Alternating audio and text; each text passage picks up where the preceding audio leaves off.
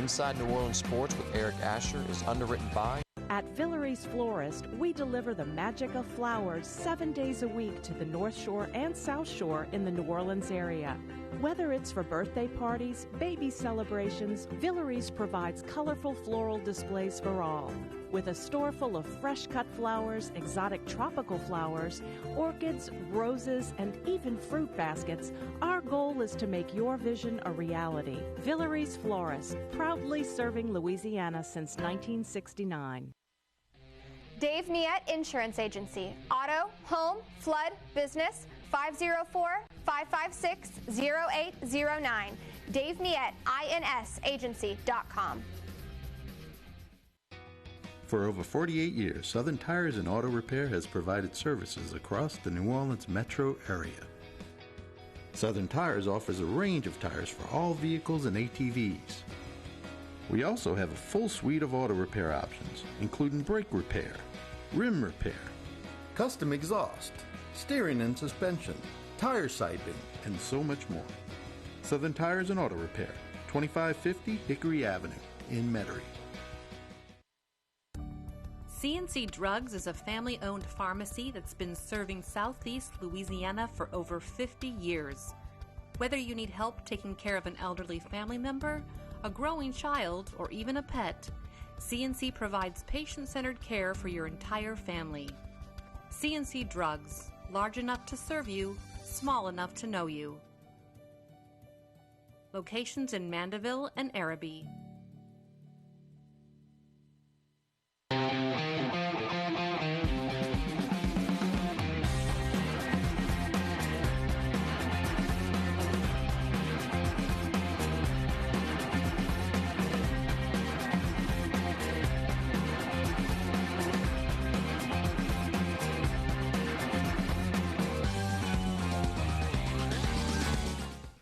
Good afternoon and happy Thanksgiving to all on this Thanksgiving edition of Inside New Orleans Sports. I'm your host, Eric Asher.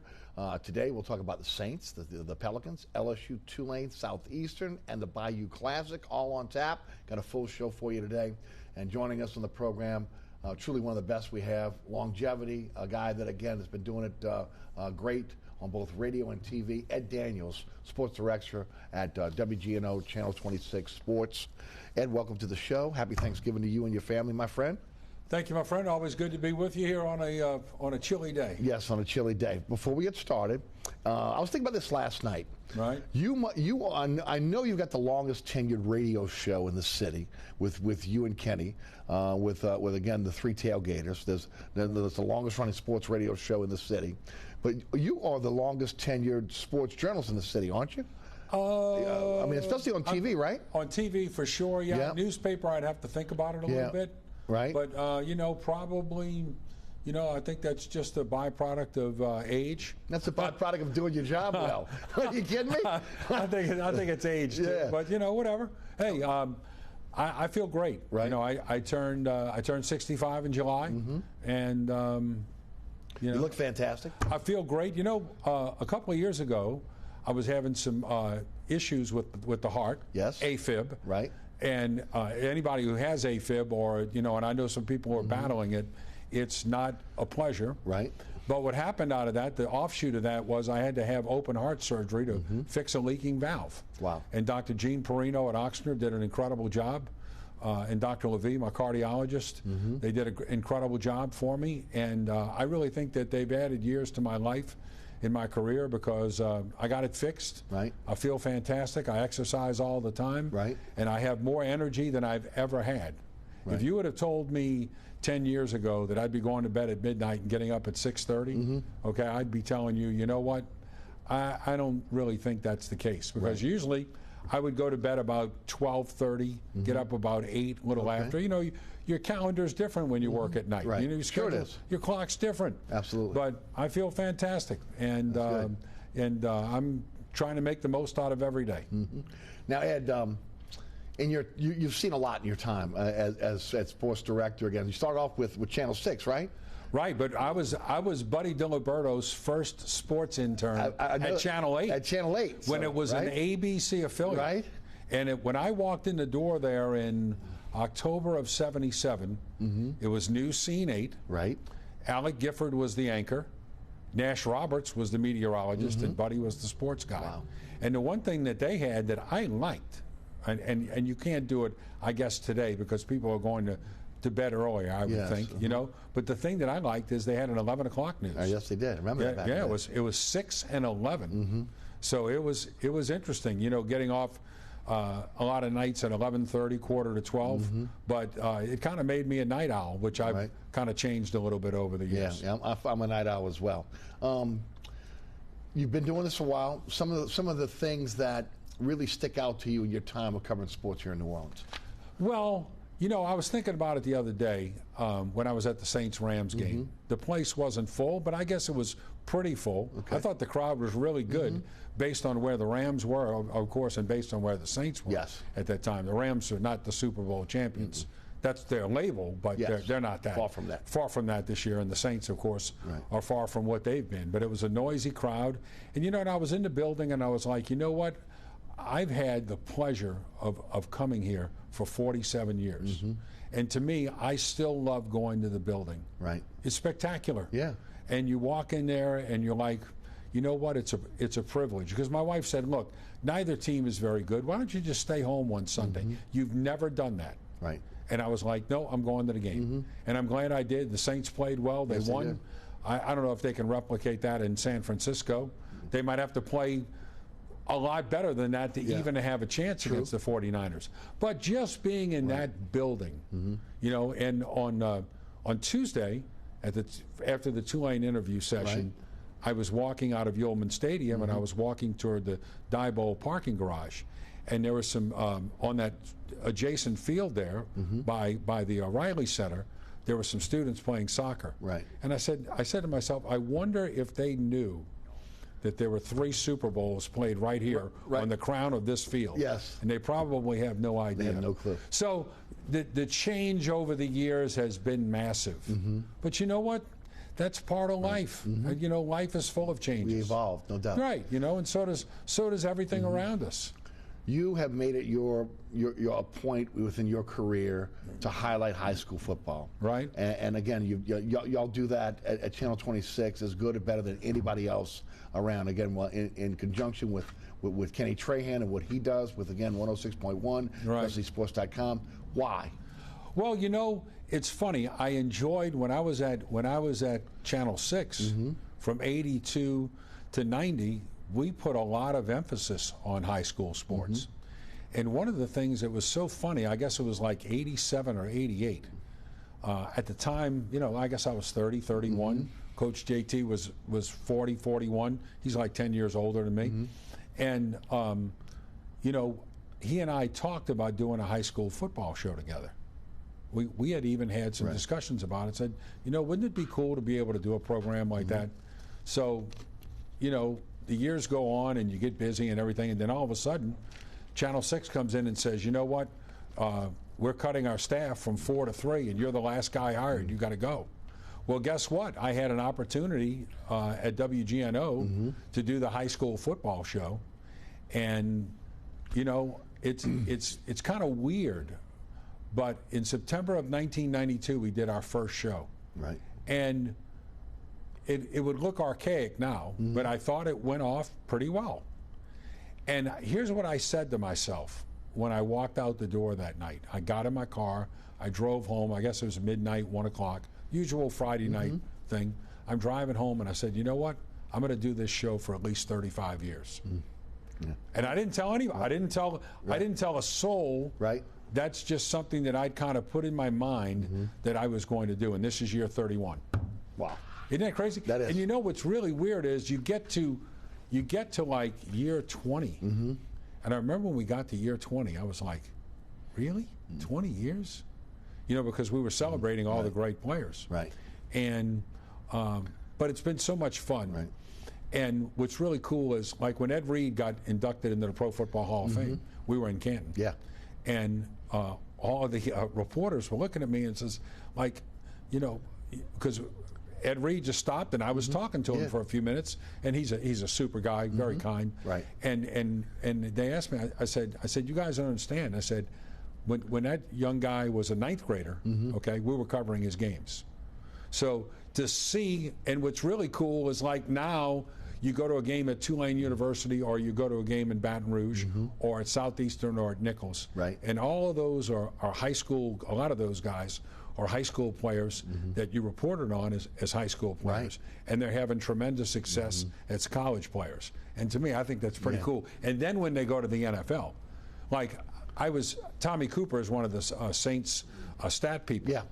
And Tommy's brilliant, very smart. And he looked at me and he said, okay, when's the last time that Jarvis Landry caught a touchdown pass in the Superdome? And I said, well, I think you ought to go back to that 2008 championship game against Notre Dame. I think he had one that day. And sure enough, we found the newspaper story from that day. And Jarvis Landry had a touchdown and over 100 yards receiving. And Lutcher won. Right. So to see that years later is pretty interesting. Yeah, it is. It is. It's something you really enjoy, though, isn't it? Oh, it's a labor of love. You know, I absolutely love it. And you know, it's just so much fun to be at a high school game on a Friday. Like when I go to a game on a Friday, and the teams are getting ready to kick off, it's just so much fun to be out there and to be a part of that. It's a blast. Well, I know the coaches, the players, the administration of the schools, all again love the fact that you guys have an emphasis on high school sports at Channel 26. Well, we enjoy the heck out of it. You know, we do it during basketball for 3 or 4 weeks, and we do it with Joe Sherman, of course, with baseball. Delgado sponsors all of our shows in the spring and the winter. Right. And you know, it's just a lot of fun. It is so different than the pro game, and the pro game has kind of crept into the college game a lot, don't you think? I think so. Yeah, it's almost like an offshoot. So when you can get away from that and get back to what you think is true amateurism, it's really cool. Right, which is the only place you'll find it now is in high school. Right. Because of NIL, you know, and what we're seeing on the collegiate level. Right, I'll give you an example, okay? Last year, right around this time, the anniversary's coming up in a couple of weeks. Jesuit played Catholic at Yeoman Stadium for the state championship. It was so much fun to be there that night. The weather was bad during the day. They had all kind of. In fact, I don't know if you remember, the water main broke out there on the street out by Tulane University. But it still had a giant crowd, huge wreck on the interstate. Didn't matter.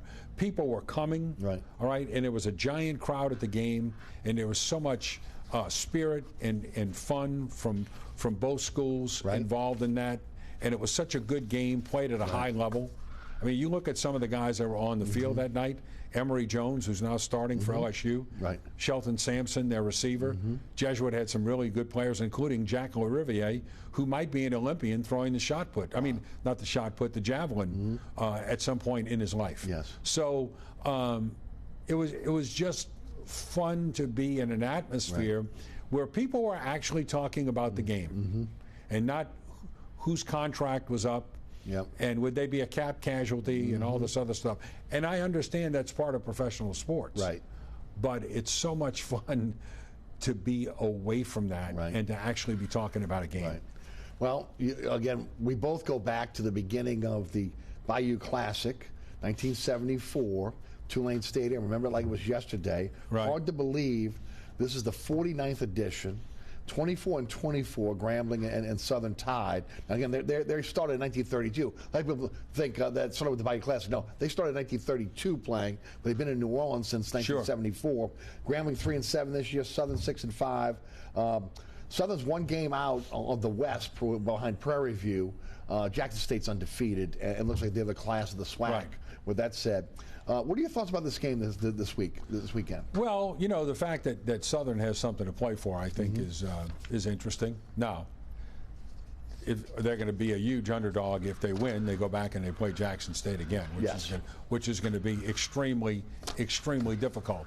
But you know, I just think that the one thing about it is that there's certain games that should be played certain places. Yes. Every year, no matter what. Right. And that game should be played. Right at Dome. Right at 1500 Poydras Street. That's right. And you know, I mean, it's part of our city's Thanksgiving tradition and legacy. Right. And who would have thought back from '74 to now, how long the longevity of that game here in New Orleans, right? Oh, no question. Right. But you know what? Again, kind of circling back to what we were talking about before. Right. The incredible legacy of that building. Yes. And what it looks like now compared to what it looked like when it first opened. And you and I were growing up when they were building that building. Correct. Yeah. You know, it's funny. The night before the Superdome opened, one of my cousins got married in Detroit. Okay. And it had been so hot in Detroit the entire week, and I was sleeping in my aunt and uncle's basement. And I told my mother right before the wedding, before we left, I said, look, I said, I booked my flight, and I had an overnight flight to Atlanta and then Atlanta to New Orleans on Delta. That's when they used to fly more overnight. Right. Don't do that much anymore. But I flew so I said, after the reception, I'm going straight to the airport. She said, you're doing what? I said, I'm going straight to the airport. I said, the Dome opens tomorrow, I'm going. So I got on a 1 a.m., 2 a.m. flight, flew down to Atlanta, was there right at daybreak, got on a flight to New Orleans, got home about 7:30 or 8, got a cab, went home, slept for a few hours at the house in the air condition. Right. Yes. Thank God. Thank God. Yeah. Because the Midwest without air conditioning, I don't know how to make it. In late July, early August is brutal. I'm sure. As brutal as their winters. Right. And I remember the Dome opening that day, and I was like, you know what, this is and look at all the things. August '75. August '75. Yeah. Look at all the things that have happened. I think it was August 8th. Okay. But look at all the things that have happened to our city because of that building. It's we would not be. Oh, come on! Amazing. It is the economic catalyst for our city. Okay, I mean, look, you talk about, again, pre-Katrina, post-Katrina, what that building has and sports has meant for the economy of New Orleans. And remember, back in the day, owners used to love to have Super Bowls here. I mean, we were the destination. How many of the NFL meetings were here each and every year with the old school owners? They loved New Orleans. Right. I remember driving, this is a while back, my son and I were in the car, we were driving somewhere, and we went by the old Fontainebleau Hotel. Yes. And I looked at it, and I told my son, I said, you see that place right there? He said, yeah. He says, doesn't look too good. I said, that's where the Dolphins stayed when they played the Cowboys right. in the Super Bowl. And he was like, really? And I said, yep. It was, you know, New Orleans was at Poydras Street was not what it looks like now. Not even close. And that was an upscale hotel then. Right. It was an upscale hotel. Right.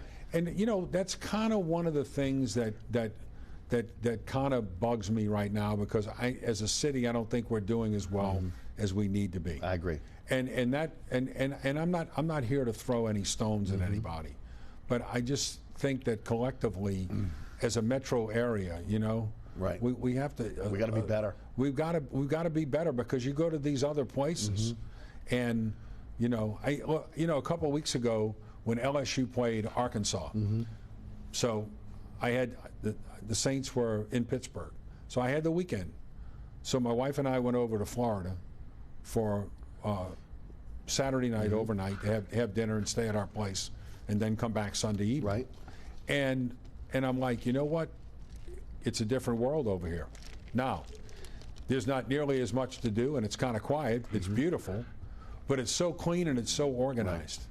Right. And you know, I just, you know, when I'm driving down the street and I see trash at a bus stop, that really bothers me. Okay, I take it personally. Me too. Yeah, I take it personally, because this is not what we should be portraying as an entity, because we're so much better than that. Especially as a tourist destination, which we have set ourselves up as, and we have stagnated in a lot of cases, and it's horrible to think, especially again with having the federal money that we had to be able to pull ourselves out of Katrina, to still be in the position we are today.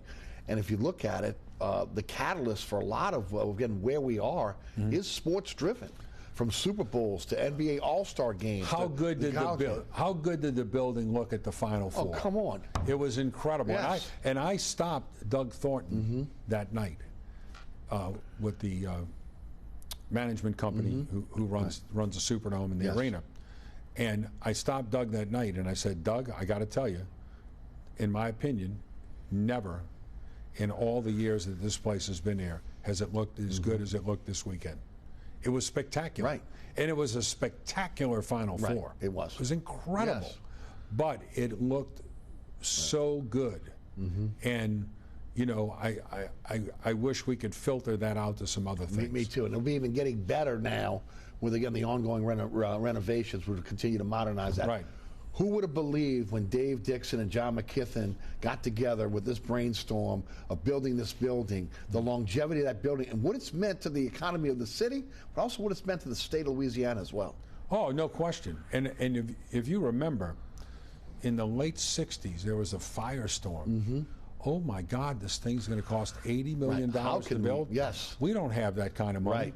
And you know what? It cost 163, which was the final tab, which was more than double. Right. But it was still so worth it.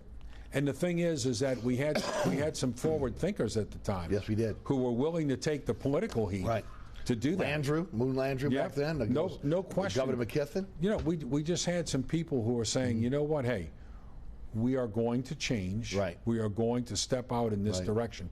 And you know what? Traveling all those years, I've been to all of these dome stadiums. Now, I'm going to the SEC championship when LSU plays Georgia. It is a nice dome. Right. Okay? But it's not an iconic building. And that's what the Superdome is. It is iconic. If you show somebody a picture, they say New Orleans. Right off the bat. No doubt. Around the world, it's known that way. You put it right up there with Yankee Stadium. You put it right Wrigley up there. Field. Wrigley Field. I mean, you think Dodger of Stadium, an iconic building, an iconic stadium. No it's question. right there with it. I couldn't agree more, Eric. I think it's you know, I just think it's such a blessing. And like I said, being in the building on Sunday, I was like, you know what, this is an incredible place. And then of course, I'll be interested to see what they're going to do with the arena. You know, there's a lot of talk of trying to move that to the riverfront. I just think that. You know, again, whether it was forethought or whatever, having that plot of land right there to build a sports complex was genius. And so many cities have copied it now. You know, being downtown, trying to do that. I hope they can do that on that footprint. Well, here's what I haven't talked to anybody about it. But here's what I would do if they asked me. Okay, what I would do is I would renovate the place. Me too. And I would play a year in the Superdome. Right. Next door. Jazz did it. Jazz did it. And you know what? For a year, the Pelicans could do it. You know, you know what the footprint is. Right. Okay, we've done it for Final Fours. Yes. It's I don't think from a logistical standpoint it would be that much of a nightmare. I agree. Now, I don't know that, okay? But I'm just guessing. I agree with you. I'm just guessing. Going from history. Right. You would think it would be. And you know what? Here's the thing. If you shut the building down, for a year or a year and a half, you ought to be able to get what you need done there. Yeah, I would think so. And then whatever that is. But when people talk about new stadiums here, the question I always have is, when everybody was talking about a new dome, I was like, where are you going to put it? Where are you going to put it? That's perfect. Right. That's perfect. Wow, again. You can access it. If you put something on the river, you imagine the traffic around come on. that? Are you kidding me? They're talking about putting extra ferries and hovercrafts to get people across. Please. You know what? Here's the deal, though. That all sounds nice. Right. That all sounds nice. Right. But do you really want to get on a ferry to go to a game? No. No, you don't. This is America. And I have that discussion with people all the time who promote public transportation. And I understand. If I go to New York City, or I go to Boston, or Chicago, then to me, public transportation is an option. Right. All right. But if I want to go out to the U.S. Open and I'm in New York, I go on the 7 train. I go right out there. Okay. I know where to go. But in most places in America, that's not reality. No. And in New Orleans, Louisiana, everyone wants to get in their car and go to the game and then leave. Right. But not just that, Ed. We are so walkable. Why destroy that? Okay? Correct. Okay? Well, I mean, one of the things that we have, the natural assets is the quarters there, downtown's there, all the hotels are there, the convention center. It's the best place ever for a Final Four, a Super Bowl, or a Sugar Bowl, or anything. It doesn't matter. You know, when all these Clemson people came here in 2020, right before the pandemic, when they all came here, they were like, you know, this is perfect. Okay, and you don't have to get in your car. Right, you can walk wherever you want. Yes. And if you're downtown and you want to go to the French Quarter and have a great meal or whatever, or you go someplace in the warehouse Right. district and have a fantastic Right. meal.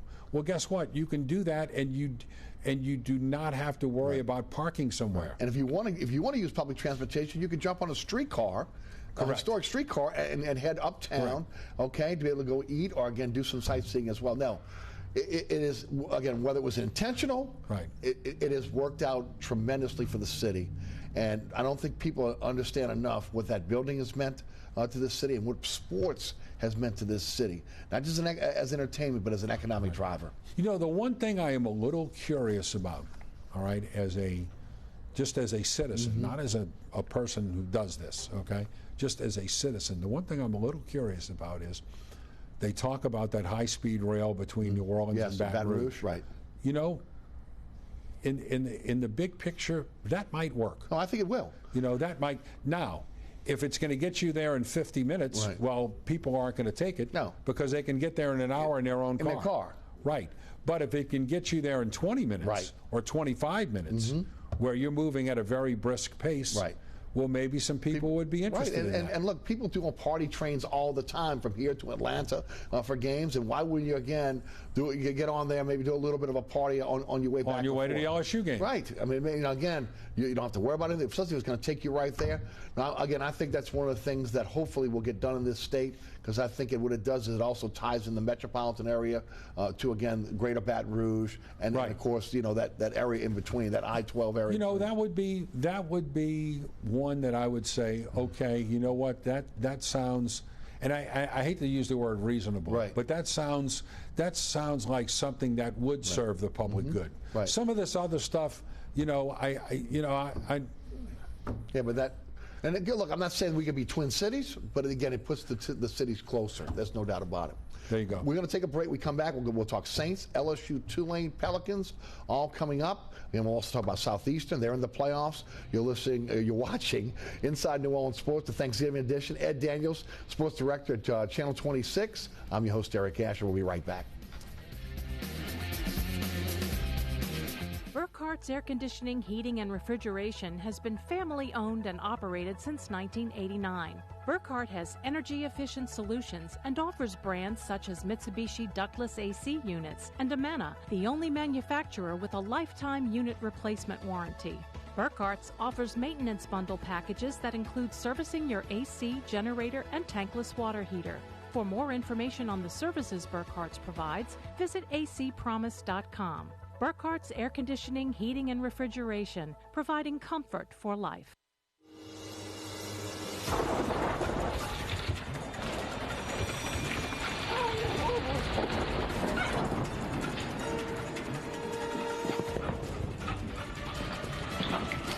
Experiencing rough weather with a bad roof can be a nightmare.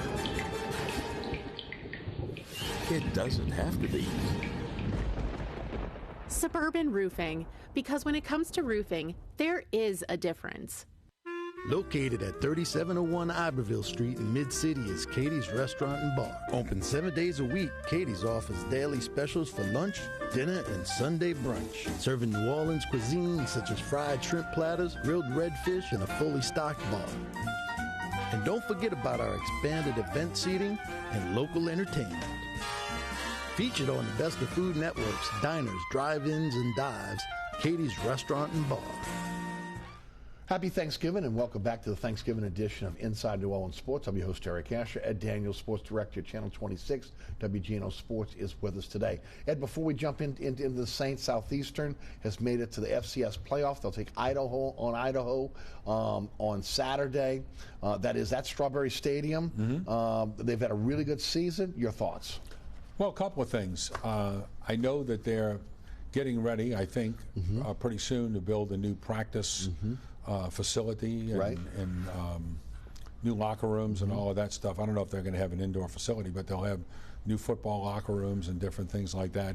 I know there's a big capital outlay that is supposedly happening. I think Coach Selfo has done a really nice job. Good job. And here's the thing that's a little unusual about what they did. Now, they didn't play that well early in the year.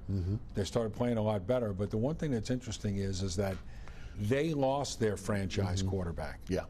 And were still able to get back to the playoffs, which I think speaks pretty highly of their program. He's always been a good coach. Right. Well, I mean, you know, here's the thing. The guy was a quarterbacks coach in the NFL. So I think when it comes to developing quarterbacks, he knows a little bit. He knows a lot, and he's a very good offensive mind. And I would just like to see them.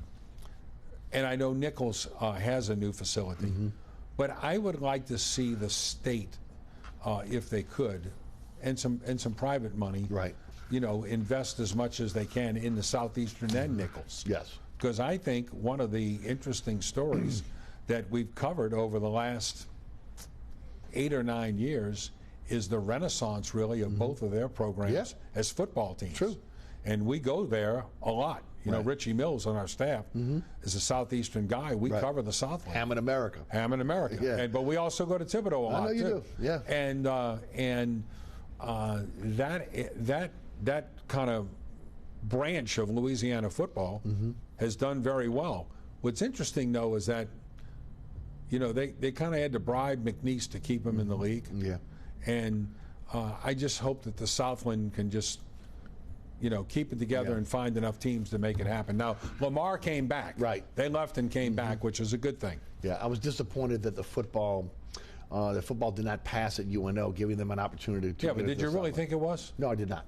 You know, here's the problem I have with that. Okay, number one is I don't think, you know, I look back what I thought when I was 20 years old.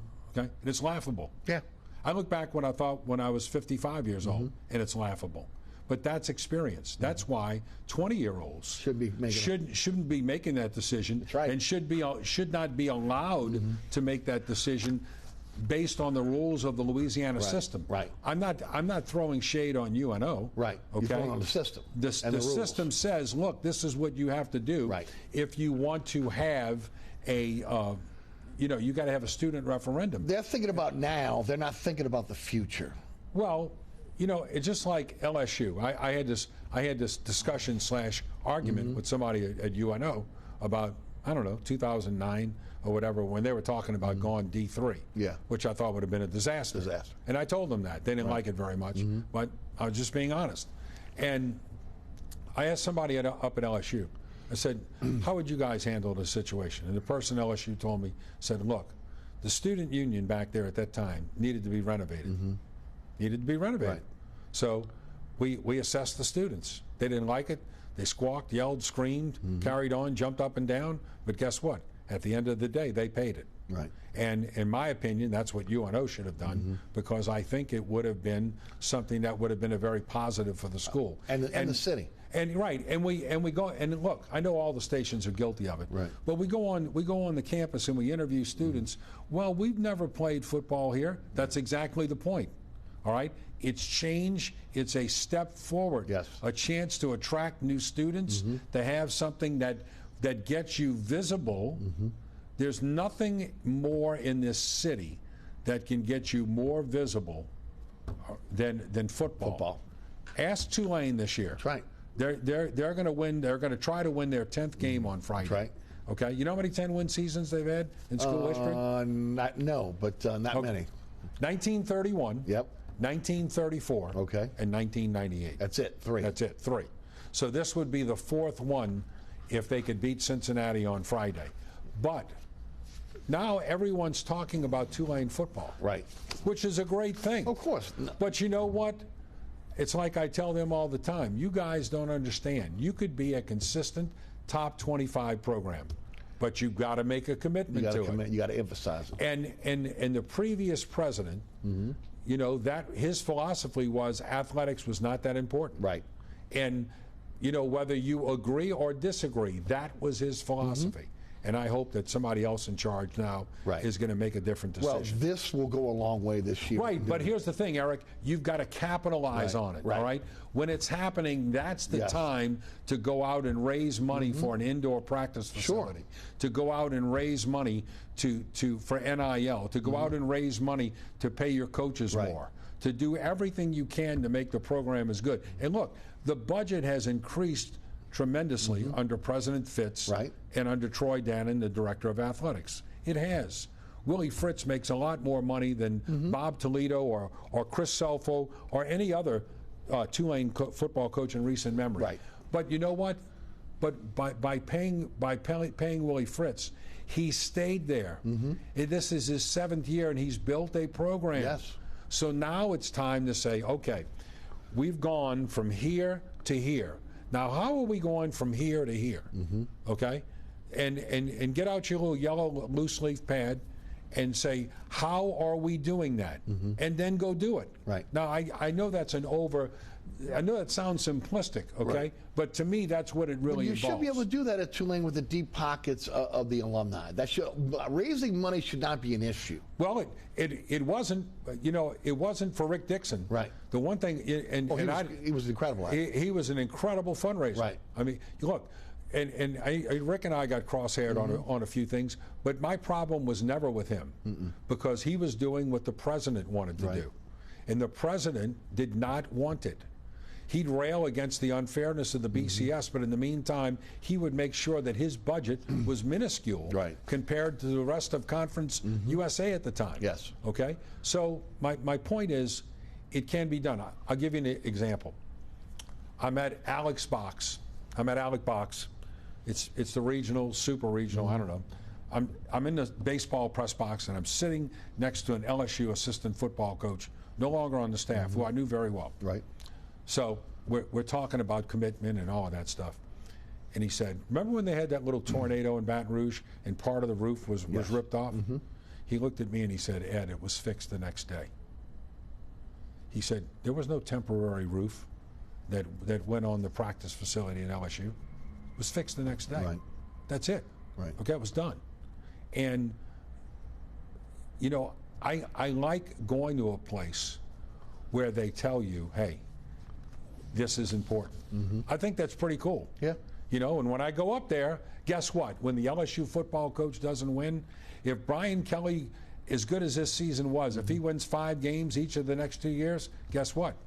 He's gone. They're going to move on and find somebody else. That's right. Because it's not tolerated. Well, and it's a money generator as well. I mean, not just for the program, for the university. Right. But here's the thing too. Let's just say, all right, and I know that some people would say this is pie in the sky thinking, all right, and would call me an idiot, and I'm good with that, all right? But my point is this. If Tulane University wins the league title, and then Cincinnati, Central Florida, and Houston are all leaving, going to the Big 12. Right. If Tulane University goes on a run where they win 4 or 5 league titles in the next 6 or 7 years. Which is possible. Which is possible. Right. All right. And all of a sudden, they're a persistent, prolific top 20 or 25 team. Well, then the next time there's a conference expansion, guess what? They're in it. Tulane's in it. Right. And all of a sudden, you may be back at the Superdome playing games because you don't want to be at Yeoman limiting your attendance. You know, I remember going to Tulane in Texas in 2002. Yep. 60-something thousand at the dome. Tulane Ole Miss. Right. 45,000. Right. And to me, it's not where you are. All right? It's where you want to be. It's where you want to go. And when everyone says, well, it's not going to realign again or any of that stuff, I no problem. I don't believe that. Right. Okay? I always believe that there's going to be shifts. Right. Now, in the last couple of years with Oklahoma and Texas going to the SEC, that has been a seismic shift. Right. But there'll be shifts. Again. And when there is a shift, you have to have yourself positioned to be ready to move. To be ready to move. No doubt. And look, Cincinnati, I remember 25 years ago when Tulane would play Cincinnati, I'd look at the schedule before the year and say, W. You know what, W, that's one we can win. They're terrible. Right. But all of a sudden, emphasis. They hire Brian Kelly. They have a great team. Right. They've hired 2 or 3 coaches since then. And now a guy like Luke Fickell, who is an extremely talented coach, they're able to pay him FBS. Right. He doesn't leave for a bigger school. He doesn't leave for a bigger school because now he's in the Big 12 and he's making $6 million a year. And they're on a 32-game home game winning streak. Exactly. But what I'm saying is, look over the last 5 or 6 years. Right. The growth. Has Luke Fickell done that much better a job than Willie Fritz? No. based on the circumstances and the resources, I would say they're quite comparable. Me too. They're both outstanding coaches, and I'm not throwing shade at either one of them. But what I'm saying is that, and you can have academics and you can have greatness in athletics at the same residence. It can happen in the same house. You see it at the ACC all the time. Correct. You see it all the time. Right. With the ACC. That happens all the time, no doubt. Speaking of Tulane, 9-1, 6-1 in the conference, 19th in the AP, 20th in the coaches poll. Big one against Cincinnati this weekend. Now again, there is a little bit of reprieve if ultimately they lose to Cincinnati and UCF loses to Tulsa. I'm sorry, Houston beats Tulsa. Then there's a three-way tie, so Tulane still can get into the championship game if they win. But if Tulsa is ranked in the CFP standings this week, that is nullified. That is nullified. What are your thoughts about Saturday? Well, I think they have a chance, and of course they do. And here's why, all right? They've got all the things to me that work in a game like this, all right? Number one, they're excellent defensively. Number two, they run the football well. Number three, they have a very good play caller and offensive coordinator who's done an excellent job for them. And number four, they've got Michael Pratt, who is an experienced hand at quarterback. So this, when you look at it, this is an extremely experienced Tulane football team. And you know as well as I do, you know, getting back to what we were talking about earlier, you don't realize in any avenue in life, in my opinion now, and I didn't realize it either, you know, when I was 21, I thought I knew just about everything. Me too. When I was 31, I was like, you know what, I got this thing aced. Then maybe when I got into my 40s and a few things got turned upside down on me a little bit, I was like, you know what, maybe I don't know as much as I thought I did. And then when I'm in my 50s, that truly confirmed it. So my point is that you don't really understand how important experience is. And this is an experienced football team. So based on their abilities and the fact that they have those intangibles, I think they can do it. The one thing that I would be a little circumspect about, a little concerned about, is their kicking game. You know, their field goal kicker was brought in from Rutgers, to make that 35 to 38 yard kick. And my guess is on Friday, he may have to make a couple of them. If he can do that, they've got a chance. And maybe in some bad weather. We don't know that yet. LSU, again, big win over UAB, 41-10. They're 9-2, 6-1. In the conference, 6th in the AP and the coaches poll. They got jumped by one loss, USC. They thought they'd be a top 5 team this week. But what Brian Kelly has done in such a short period of time, 39 scholarship players. Well, we talked about the transfer portal, how he hit there. Also, again, I think 76 scholarship players right now, so well below what they're used to. Talk about that. Talk about what he's done with the program, and then talk about A&M this weekend. Well, in about 3 or 4 weeks when he got to Baton Rouge, he changed everything. And discipline, first of all. Well, but also when you look at Brian Kelly, the general manager, talent procurement. Let's look at what has made the difference on this team. They had a very small signing class, but look how impactful. 12. Look how impactful that class has been. Right, I was 22. Harold Perkins, who's awesome. Okay. Will Campbell, who's going to be a first-round pick in the NFL. Emory Jones, probably going to be a first-round pick in the NFL. So you got 2 freshmen at tackle who have both been outstanding. Harold Perkins has been sensational, and Mason Taylor has been great. No doubt. You know, he's one of the best tight ends in the country as a true freshman. So just on that alone, their first recruiting class has been dynamite. But then you turn around and you add Jaden Daniels, Bernard Converse, Makai Gardner, Greg Brooks, Joe Fouché. So what happens is all of a sudden your secondary, which was so leaky last year and was so bad and gave up so many plays, guess what? They're not giving them up anymore. And you know, they've got other guys too. Kyron Lacey has been a really good player. And you know, here's what I like about the way he's doing it, all right? You've seen the personality. run the football, play great defense. I go to his press conference every Monday. One of the things that I thought was that he said a couple weeks ago was extremely interesting. After the Alabama game on Monday, somebody asked him a question. Now, it might have been me, might have been somebody else. I don't remember. But I remember what he said. He said, prolific offenses win games, but there's a certain style of offense that you have to play to win championships, meaning the complementary football, run the ball, throw it well enough, which they are doing. Yes, they are. Make enough, but be able to control the line of scrimmage.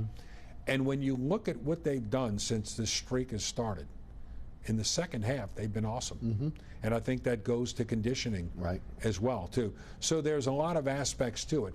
But the one thing he did, and I know he changed the culture of the program, but the one thing he did was he upgraded their roster dramatically in a short period of time. He did. Plus, again, we get back to the experience, all right? He's got Denbrock as his offensive coordinator and Matt House as his defensive coordinator. Both of those guys have enormous experience, all right? And, you know, that's not what he had, what Ed Orgeron had at the end with Durante Jones and Jake Peets. That's right. Now, both of those guys may be excellent coaches, and I hope they are. I hope they have nothing but success because they were put in a bad spot. But, you know, when you look at all the disguise and what LSU's able to do, and here's when I can tell a defensive coordinator's doing a good job. You ready? The one thing that I have not seen very much this year, seen it a little, it happens to everybody, but I don't see it much, is guys on the other team running free in the secondary. Think about it. Jog the memory bank over the first 11 games. How much of that have you seen? So what that tells me is that not only are you well coached, but you have smart, experienced guys playing back there. Greg Brooks is smart. Foucher's smart. Bernard Converse, all of those guys back there. Micah Baskerville is a very seasoned linebacker. All right, and you got guys, Jaquilin Roy and Ojulari and all of those guys. They're all smart, experienced players, and all of those guys have a lot of ability too. So when you put that all together, not only do you play solidly and don't screw it up, but you're also able to make some big plays too. Yeah, and it's been a remarkable turnaround. I want to clean this up. 39 scholarship players, 12 players from the transfer portal, 15 signees in the 2022 class. 15, huh? 15. You said it wasn't many. 15. That tells you a lot about how they. And here's the thing, though. Out of that 15, they've got 4 stars. Would you agree? Yeah. The 2 tackles, the tight end, Perkins. Right. They've got, and look, Demario Tolan, who's one of the linebackers who's played a lot, is going to be a great player too. He's just behind Greg Penn, who has played well. Really well. But Demario Tolan is a very good player too. So potentially out of that class, you could have those 5 guys, and there's some other guys. Quincy Wiggins is redshirted. And they rave about him. So we don't know the effects of that class yet. And there's some other guys who haven't played in that class Could be yet. a bedrock class for a national championship. No doubt. Right. No doubt. And out of 15 players. Right. Could be. Yeah. Could be. Saints. Obviously, huge win on Sunday. I like what Carmichael did with the quarterback position. Dalton got 40 snaps. Taysom got 16. I think Taysom ended up with 23 touches. They have to be a little bit more imaginative and dynamic on offense. But yet it's been a struggle. Defensively, they played much better. Give a lot of credit to Ellis and Davis, who played really well. Especially when Stafford goes out, Perkins come in, they seem to be able to, again, contain him, and the defensive line played well. And again, they got some budding stars in the secondary. Taylor looks like he's going to be really good. Okay, he's the guy they drafted to take Gardner Johnson's place. Right. And then the other guy is obviously Adebo coming off that injury. He's kind of rounding into shape. You know, when they drafted Alontae Taylor, when they drafted Alontae Taylor, what that told me is that Gardner Johnson wasn't going to be here in a year. Right. But and I know what Dennis Allen said at the time. You can never have enough good defensive backs. But they were looking ahead to that and saying, you know what? We either are not going to pay this guy or can't afford to pay him. I agree with you, Ed, but you know what? I think there's an evolution there.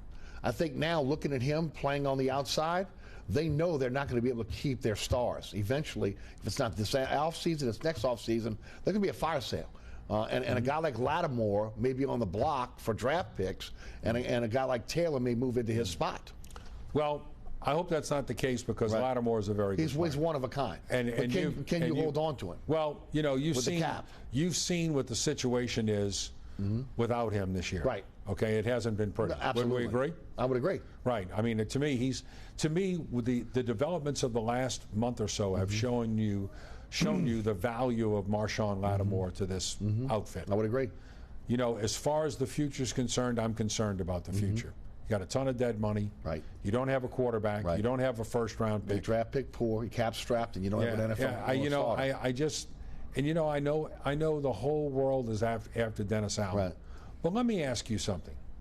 If Sean Payton was here right now today, do you think the Saints would be 7-4? No, I don't think they'd be 7-4, but I think they'd be better than 4-7. 5-6.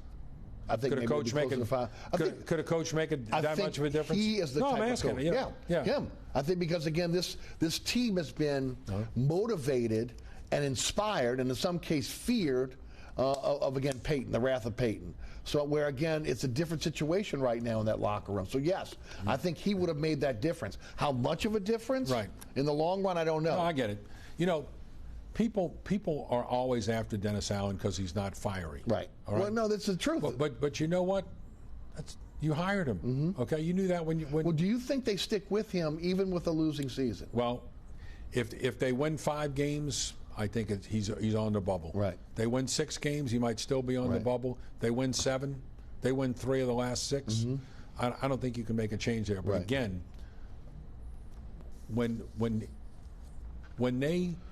they pursued Deshaun Watson so heavily, they told you everything you need to know. They told you everything. Not only about the quarterback position, but about the franchise. Yes. All right? I know. Because a guy like Deshaun Watson, and I know Sean Payton would probably disagree with this, all right? But a guy like Deshaun Watson can win games for you when you don't have great players around him. True. Because he's going to make 2 or 3 plays with his legs, a couple of outlandish throws, and give your team a chance. But was he worth the baggage? Well, I mean, we could debate that all day long, and I understand from a perspective of what was allegedly done that a lot of people would have problems with it, and I understand that. But from a purely football perspective, which is what they were thinking about. What they were thinking about. They figured eventually this is going to pass. We're a microwave society. People are going to forget about it. Right. And here's the thing. Let's just say that Deshaun Watson was here right now, and all of a sudden, this week he became eligible, and he's off the suspension list and he plays, and the Saints win their last 6 games. Is there any discussion about his past whatsoever? No, there's not. None. No, there's not. There's none. And I'm saying, I'm not saying that's right or that's wrong, but I am saying that is reality. Right. And they are in a predicament now where number one, Jameis Winston's not going to be here. He's not the guy. It was clear it wasn't Dennis Allen's guy from day one. Right. But Jameis Winston's not going to be here next year. I think Dalton will be. I think Dalton will be here. But they'll have a young quarterback, or they could always pick one in the second round. Right. But they'll have some kind of I don't know, situation there. I don't know what to say about it. But moving forward, would it be better? And I'm not talking about necessarily the head coach and general manager. But would it be better, even for a franchise that has had so much stability and has won so many games? Would it be better in the long term to blow it up, tear it down, and then rebuild it? So I think it's the way they got to go. I got to be honest with you. Instead of continuing to try to hang on. At some point, you can't. Look, they've done it for as long as they can. The question I would have is Loomis going to be the guy leading that, or is it going to be Jeff Ireland and Kai Harley? Because if Peyton gets a job, he's coming for both of those guys. Correct. Okay? Correct. So for Loomis, do you step back and say, I don't want to lose these guys? I got to make sure both of those guys are under contract. Right, exactly. And also elevate them. But also, look, if Sean Payton coaches next year, I think it's a great development for the New Orleans Well, Saints. it's going to help them in terms of the picks they need. Right. What I'm curious is that will there be a huge squabble about what that compensation is? Absolutely, I think there will be. And there should be, and Mickey should tell Sean, we love you. Right. Okay? But let's look at the reality. Right.